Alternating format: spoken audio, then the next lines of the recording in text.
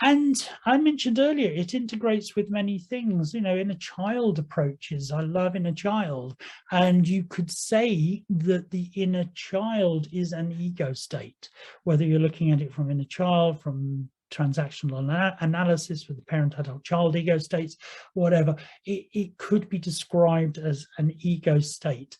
And when you're working within that frame, you often find there are several inner children, there's inner teenagers as well.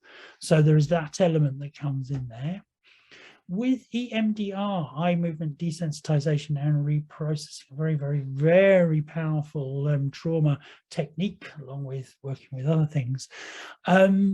What we found and what the research is showing, and research is bringing the two of them together, is that this thing called the node in EMDR, the target, the element that you're focusing on with regards to processing their trauma using the eye movements or whatever stimuli you're using, that node, they've now started thinking is potentially an ego state.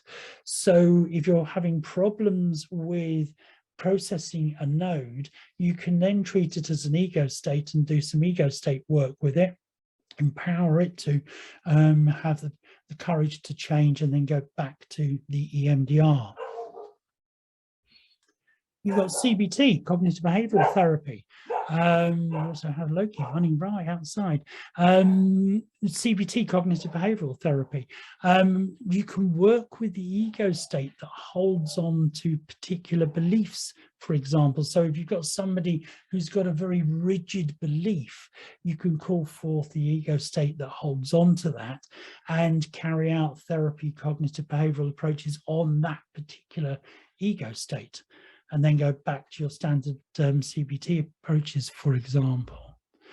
And of course, I'm a hypnotherapist by training, original training, so you can use it certainly within hypnotherapy as part of that process. And there are many different ones that you can use as well.